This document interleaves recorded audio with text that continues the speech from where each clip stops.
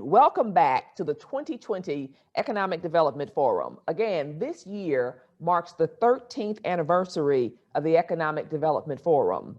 And over the years, we've presented national thought leaders, representatives from the US Congress, federal cabinet level officials, state and government officials, corporate CEOs and C-suite executives, and MWBE presidents.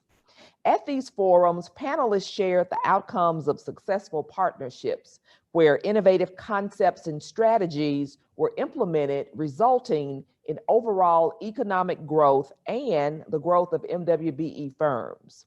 The EDF format of previous years, where we were all physically gathered, just would not work this year because of the COVID-19 pandemic. So the pandemic forced economic slowdown, revenue losses, high unemployment, declines in demand, lack of consumer confidence, and employee health concerns. So with spending rebounding for new products, leaving everyone wondering, how will we move forward? So our theme for this conference, Beyond COVID, Moving Forward Together, Strategies to Reshape and Create a Stronger Economy. The public health authorities can present the facts and data about the transmission of COVID-19 and the guidelines that should be allowed to keep our families, employees, customers, and clients safe.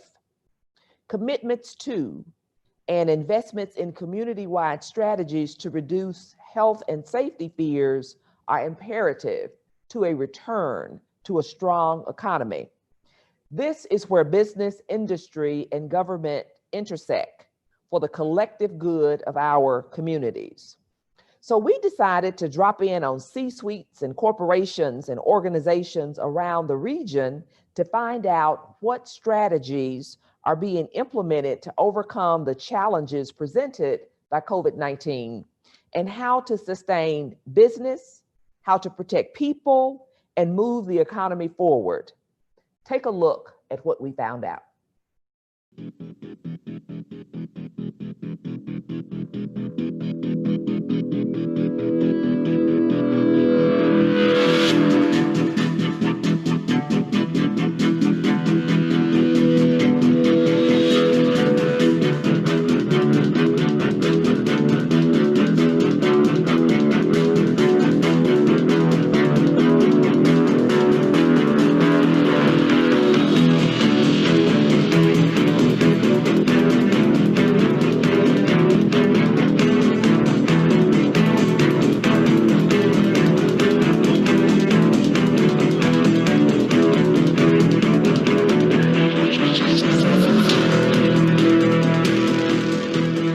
Good morning. My name is John Finger. I'm the Corporate Director of Supply Chain Operations for Baptist Memorial Healthcare, based out of Memphis, Tennessee. We are a system comprised of 22 hospitals in West Tennessee, Mississippi, and Arkansas. We have a Baptist medical group with more than 800 provider members and also greater than 5,000 affiliated physicians. We also have our own college, Baptist Health Sciences University. The question put to me is how COVID has affected the supply chain here at Baptist. Lessons learned is first and foremost, if you have emergency stock, rotate it. We had emergency stock that sat idle for up to 2 years. So when we thought we would pull some N95 mask out of it, we found out all the headbands had rotted off. So that left us scrambling for more N95s from day one. At the same time, our distributors and some of our suppliers put us on allocation. So here we are, we have a horrendous event called COVID, while at the same time our supply chain is being cut. Now what that presented for us was the opportunity to look out beyond our current supply chain. And we did so by looking overseas like many other people. We ended up pulling product from China. But at the same time, we found that some of the local minority suppliers could also provide some of their product, such as gloves, sanitized wipes, etc. So COVID's going to be around for a while. We'll continue to use those methods for procuring product, including from local suppliers. Hello, I'm Andy Davis, Vice President with Turner Construction here in Memphis, Tennessee. I'm excited to be able to talk to you a little bit about how we have dealt with COVID and what we've seen, not just within our company, but also within our industry. We have seen our work, our revenue push because projects that were scheduled to start delay. But we have fortunately not seen any projects not go away. So while we may have a little bit less work happening in 2020, 2021 is looking very bright for us. I'm very optimistic around Memphis and the work that is coming. I wanted to share that with you. When we really specifically look at 2021 and we reflect or we start thinking about how we're going to be better because of COVID, we start thinking about how we handled our projects currently and what did we do differently and how did we affect the efficiency on our jobs to be more productive. One of the things that we found very interesting early on was it forced us to think about how we deliver our jobs, how we deliver our work. And for any industry, when you sometimes are challenged with obstacles, you have to be innovative, you have to be creative. And when it forces you to have a 6-foot distance between person to person when you're in the construction industry, and a lot of times you're within 1 feet of each other, you have to become very creative. And so we were able to work together with our trade partners to find creative ways that are going to be able to make us much more efficient in the future. There has been some inefficiencies because of COVID, but as those go away and we get back to some normalcy, we feel confident that this will be a positive thing. The other thing that we did was we took our people at Turner and we take the opportunity to make sure we invest into them, to make sure that they're able to come out of this with better skills. So we did a lot of additional training, take some opportunities to teach people some different skills that they may have not otherwise had. The other thing that I think that I'm pretty proud of our organization that came out of this, and this has a little bit to do with just some of the things around social injustice. We saw our industry as one when it comes to biased and racist acts that take place on our industry. We saw how the industry maybe wasn't paying attention to that. And so Turner Construction, not just here locally, but across the country, has really focused on how do we take an opportunity to really lean in and make sure, and I'll use the examples of bathrooms, pods, we're no longer allowing graffiti to take place. And we've really focused that with our trade partners. Those are some examples of things that we've done in 2019 or 2020 to be able to make an impact. Thank you. Good morning. My name is Carolyn Hardy. I'm the Chief Strategy Officer for Industrial Sales. At the beginning of the COVID-19 pandemic, our April and May sales dropped over 40% compared to the prior year. My team was immediately concerned because of the news of widespread layoffs. I told them not to worry, we would survive. My most memorable success over the years always occurs during a crisis. These are times when the team must lead, assess, create, and innovate. The first step is to assess the situation. We evaluated our current offering to non-essential businesses during the shutdown. We had several thousand customers who did not need our traditional products. Secondly, we assessed what was needed. These thousands of customers were scrambling for products to ensure employee and customer safety. Thirdly, we were willing to take risks. We immediately started contacting customers that we would and could service their PPE needs. We brought in products by plane, trains, and trucks as fast as we could at a premium cost. During these times, slow is not an option. We were reestablishing ourselves and our credibility as a go-to place for PPE and customized needs to help customers weather the pandemic. Remember, crisis can force innovation or bankruptcy.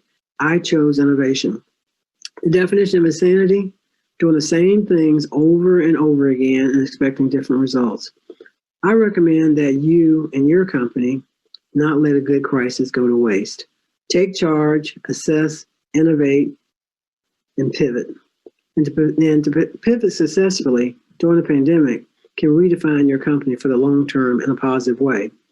We have enjoyed sales growth during this new normal of over 20%. Thank you. Hi, my name is Nick Newman. I'm the Vice President of Engineering Operations for Memphis Light Gas and Water in Memphis, Tennessee. We're a 3-utility company serving electric, gas, and water to Memphis and Shelby County. For the first part of the COVID, we were able to, we have folks who work in the field, and we also have folks, of course, who work in office environments. Of the people that work in the field, they had to continue to come into work, and of that was probably around 2,200 employees who continued to have to come in and work each day. Also, we were able to, the other 800 or so employees were able to get into work from home remotely. Our IT department did a great job in getting resources utilized so that we can do that. The field folks that have to come in, that come and work each day, we did several things working with our facilities group, as well as our purchasing and contracts group to procure, masks and gloves and hand sanitizer and all those type items that's needed. We also changed some policies to limit our employees from having to go into customers' residences, which would help, keep from spreading this virus. So what we've learned from this is the working remote seem to work really well. Some areas are performing really, really well at doing that. Most areas are, as a matter of fact. So we'll be implementing policies in the future, are all working on a policy now so that we can continue doing remote work for those positions that are able to do that, and looking forward to opportunities that come out of this virus that we can make some positive impacts for the future for MLGW. Hello, my name is Maureen Yarbrough, and I'm the president and owner of Sign Matters. We are a sign company, full service, that not only designs, manufactures, and installs signs, but we serve not only Memphis, but the surrounding areas, and we even do some things that are national. The pandemic has really affected us in a number of ways. If it has affected our hospitals and our schools, then it affected us too. And so what we have done is we have really made an effort to see what we could do for our customers and how we could help them. So early on, we did lay off some people, and that was an extremely hard decision, but we wanted to make sure that our people had the unemployment benefits right away. And we also wanted to make sure that we were as lean as possible so that we could withstand what we were not sure, none of us, I think, thought it was going to last this long. And we also, for our remaining employees, we had them, they were able to work remotely if necessary, for our graphic designers, for our salespeople, our office staff. But our manufacturing, what we did, because we do print, we do vinyl, we do have CNC routers, we have a full shop, we were able to space people out and have them come in on alternate days if necessary, so that we could make sure that we did have the social distancing. And really, we've made an effort to make sure that we have been as lean as possible. We have looked at all the numbers, all the budgeting, to see what we could do, where we could double up and have our people, if they needed extra hands, if one of us who maybe didn't typically work in that area could help be an extra set of hands. So really, we've withstood pretty well, and we have been studying the numbers. You got to know your financials. You got to know what's in your pipeline, and we've done an excellent job of that by just seeing how much we are estimating versus what's coming in, and we've been able to really determine how the future is going to go. And I think we're going to be just fine. It has really opened our eyes to what's important, what we can do, and just our industries that we can connect with. And really, we are seeing we might have to put our nets out a little bit wider than we have in the past. But the future looks bright here. We have made sure that financially we have just been as tight as we possibly could. Hi, my name is Susang Lim.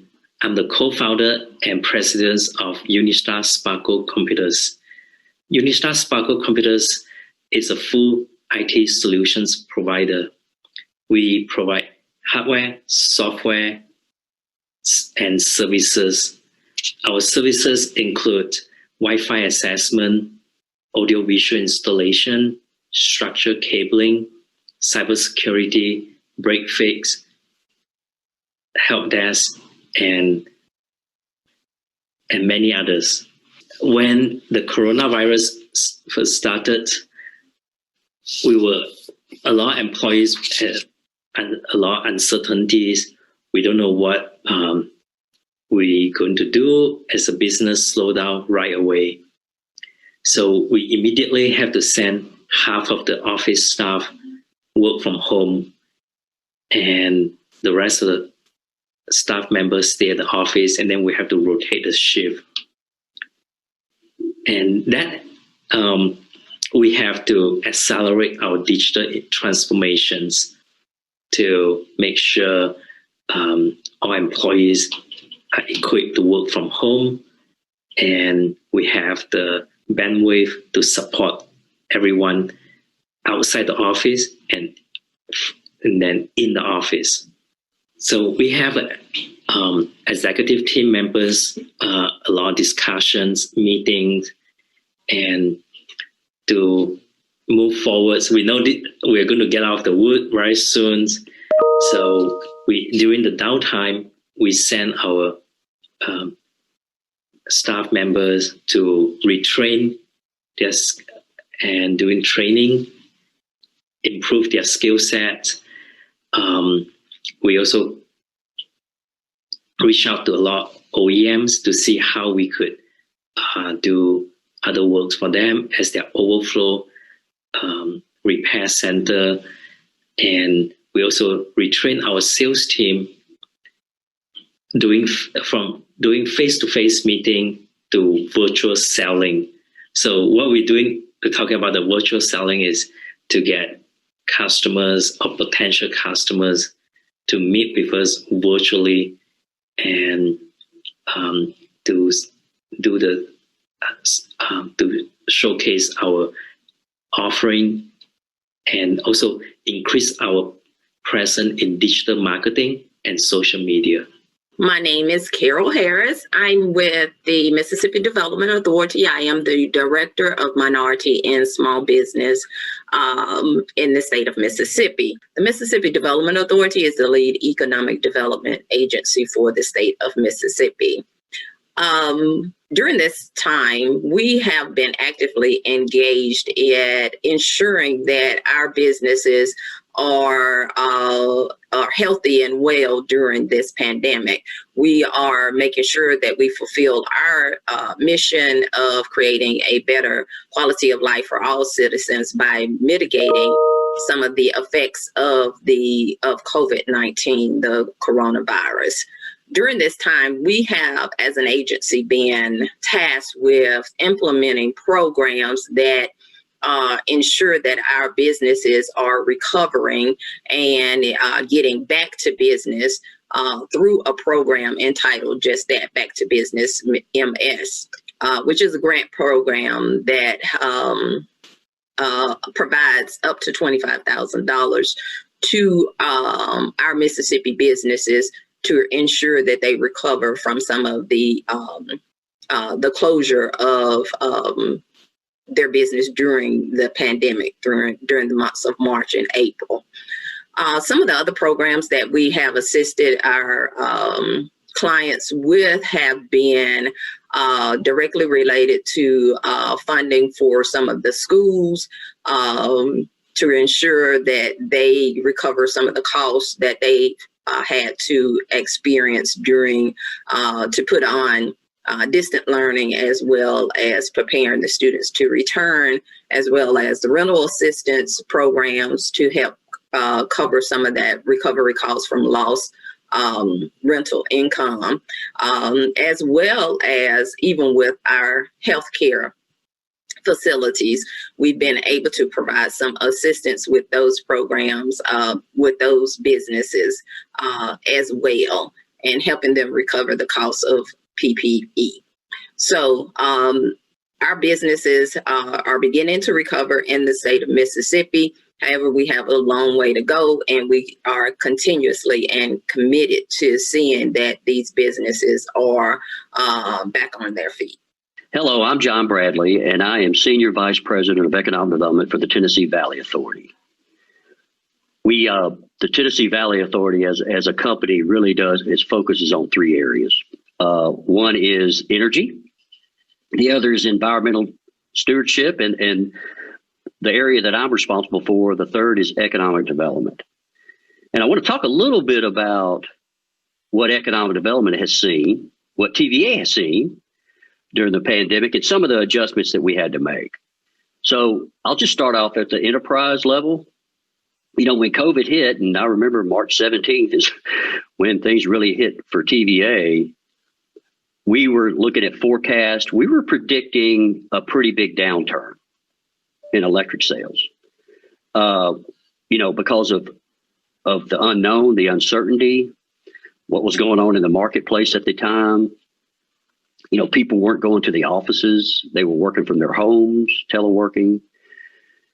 But when we closed out our fiscal year this year on September 30th, we found that our forecasts were not near as bad as what we thought.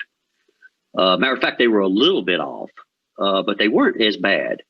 But what we did find is that the industries that are in the valley, and mostly the small businesses in the valley, were pretty significantly impacted, particularly the ones that are in the retail side of the business, and that relied on customers coming to their stores to survive. So economic development, we really had to kind of shift our focus on trying to keep what we have. And what I mean by that is really trying to make a focus shift on existing industry. So we've got a couple of programs that we made adjustments on that actually gave these companies more credit that they could reduce their electric bill with, that really helped them during this tough time. So we worked on adjustments to that. In addition to that, as most people know, is that TVA is a large contributor to chambers of commerce, other economic development organizations, what I call local economic development organizations. And the reason we contribute to them is, first of all, we can't do our job without that relationship and without them. But most of the chambers and economic development organizations have a small business focus. So we support that financially. And during COVID and during this pandemic, we actually doubled our investments in the economic development agencies across the valley. So, for example, the Memphis Chamber of Commerce, we work very closely with them, and they have a small business department, which we funded as well. So it was very important for us to spend our effort and money on small business. And as some of you know as well, TVA is even in some of the what I would call neighborhood revitalization program, and where we put hundreds of thousands of dollars in revitalizing homes. And I think the number in Memphis is over 200 now. Hello, everybody. My name is Nick Pappas. I am the Executive Director for Procurement and Contract Services with the University of Memphis. For those of you who might not know, the University of Memphis is the second largest higher ed institution in the state of Tennessee. And we are a research university. We have about 23,000 students. The pandemic has impacted all of us, obviously. We're part of this community and the broader community. So we have experienced significant impact. And the way that we address that is primarily in three major areas. The first one, obviously, is our students. And the main focus there was to make sure that our students can continue their education even during these very challenging financial times for themselves and their families. So we developed very specific programs that allowed the vast majority of our students to be able to come back to school, especially those that were faced with financial hardship. So very proud of that. They're able to continue their education and weather this storm. So that was the first area that we focused on, and we'll be able to be very successful at it. The second part was what happens now that students are enrolled, which is continue learning in this environment.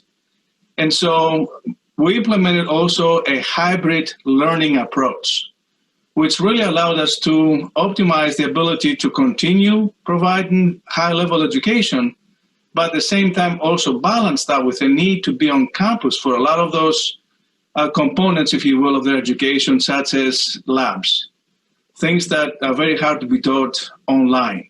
So in support of that, we implemented a very significant initiative to enhance our technology. So provided a very stable, user-friendly environment. So students really are in a learning environment versus a clunky, from a technology perspective, environment that makes learning very difficult. We implemented the same thing, the same approach also for our faculty and staff, which means that they had the ability to also learn and work remotely. So we implemented a safe environment for those that they need to be on site, and then allow our faculty and staff also perform and support, if you will, our operations remotely. So those are the three areas that we focused on and I wanted to cover with you today. Thank you. Hi, I'm Patrice Jordan Robinson, the District 3 Council representative and the chairwoman of the Memphis City Council. As the head of the legislative body, I'm happy to share with you how we've had to adjust to challenges we found ourselves in when we were struck by the effects of COVID-19. Well, when it upended all of our lives and all facets of our community, this journey began on March 12th with the executive order by our governor, and it was Executive Order 14. Immediately following, on March 17th, the city mayor, Jim Strickland, issued a declaration of emergency for the city of Memphis as well. At the same time, we were given federal government funds, and they were called CARES Act funds, to be distributed throughout cities, and Memphis was awarded $113 million. How do we spend that money? Well, on April 21st, the council passed a resolution creating the Council Emergency Relief Program. That's called CERP, C-E-R-P, Council Emergency Relief Program, to allocate funds from the CARES Act monies. This resolution provided $10 million to assist people like small business owners, people in the hospitality industry, people in the personal care profession like barbers and hairstylists. This $10 million went a long way to help those people. In partnership with the Office of Diversity and Compliance, we also set aside $5 million for approximately 100 grants, but 500 organizations applied for it, so it's not nearly enough. We also provided additional dollars for businesses that were not only in Memphis, but also they had owners who lived outside the city of limits in Shelby County, and that's additional $500,000. We didn't just work on the businesses in our community, we also shared with the school district. And in sharing with the school district, Shelby County Schools received $5 million to assist with the distribution of computers in this digital world that we're now living in, as well as with the digital divide at Lemoyne-Owen College, HBCU, right here in the city of Memphis.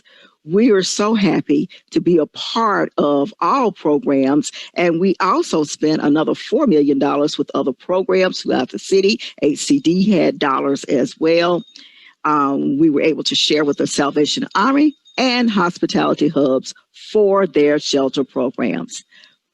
We believe we've done the best we could with the dollars we had. Thank you.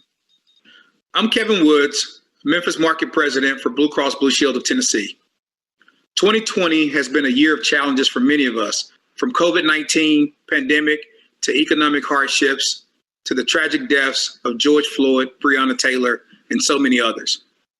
The events of 2020 are shaping the way we interact now and in the future. Our CEO, JD Hickey, our COO, Scott Pierce, and many others on our senior leadership team have helped steer Blue Cross through these difficult times. And I would like to personally thank them and all of our employees at Blue Cross for their unwavering commitment to our members. Over the course of 13 days back in March, our IT staff was tasked with distributing over 3,700 pieces of equipment and had to move over 1,100 employees to be able to work from home. Today, we have transitioned 96% of our employees, which is about 6,000 employees, to be able to work from home to help curb the spread of COVID-19. Throughout this transition, Blue Cross has been able to maintain business continuity and even keep up our call response times for our members and continue to meet their high expectations. To help our members navigate the pandemic, we had to expand our telehealth coverage. We waived all member cost sharing for COVID-19 treatments from in-network providers, and we'll continue to do so until the end of the national emergency. We've also waived member costs for any appropriate FDA-aligned testing. Our foundation, we provided over $3.25 million in grants to our local food banks to help our neighbors who are facing economic hardships as a result of this pandemic. We've also helped to close the digital divide by funding over $1 million to support broadband for our students. And we partnered with the City of Memphis and Shelby County government to fund COVID testing for the uninsured. At Blue Cross, we're yet to know the full impact of COVID-19 and its ultimate impact on our industry. But what we do know is that we must continue to care for our members, and our staff will continue to go above and beyond to ensure that Blue Cross is a place where employees can make a difference. Wow, as you saw, all businesses and communities were impacted. The difference was the response and the strategies to help mitigate the losses both business entities and the people in those communities across the region suffered. There is no separating business impact from the impact on the lives of people across our communities. They are interconnected. We thank the participants, the business owners, corporate and community leaders for sharing issues and challenges faced and how their organizations responded.